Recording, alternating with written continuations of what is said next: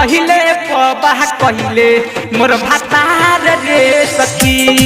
रात कहिले पबाह कहिले मोर भातार रे सखी।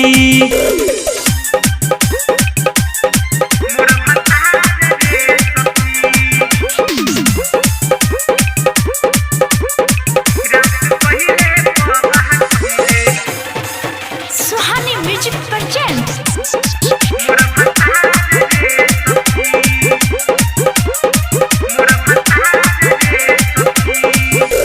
रहे खाइल सैया सखी भली हले पाजा में करे पीके उगाजा हले ले बमाजा करता लहंगा लसरे।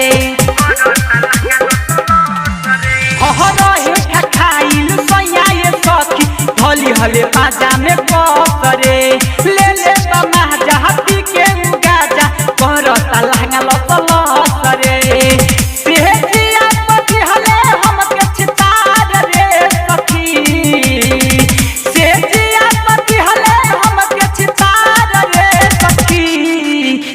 कहिले पबाह कहिले मोर भातार रे सखी। रात कहिले पबाह कहिले मोर भातार रे सखी।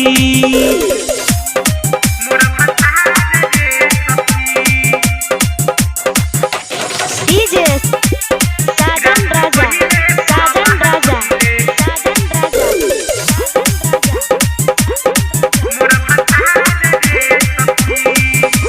सहे न पवनी सुनाए सखी जवनिया के हम भाग हो छोड़त न पियावा हलस तकियावा गरमी दिहलस झाड़ हो।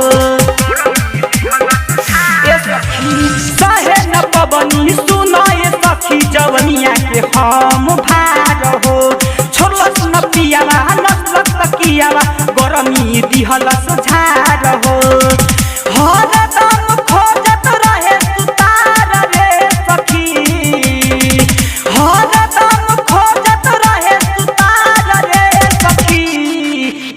कहिले पबाह कहिले मोर भातार रे सखी। रात कहिले पबाह कहिले मोर भातार रे सखी। सुनलू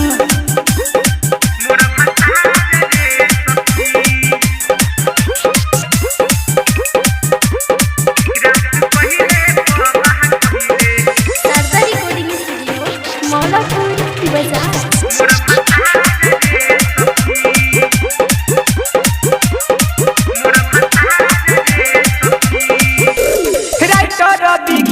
का बताई लाज से हम बात हो राजू दीवाना लुट ले खजाना कोई दिहले खात हो।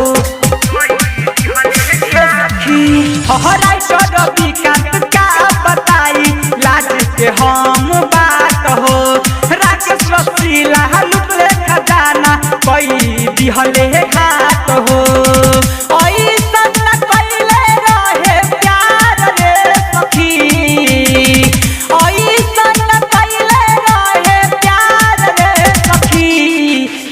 कहिले पबाह कहिले मोर भातार रे सखी। रात कहिले पबाह कहिले मोर भातार रे सखी। का कही सखी सुन बहुते दुखाला मरले बाई संखी अभिले धडाला करुआ तेल धके भरले अचार रे सखी। करुआ तेल धके भरले अचार रे सखी। रात कहिले पबाह कहिले मोर भातार रे सखी। रात कहिले पबाह कहिले मोर भातार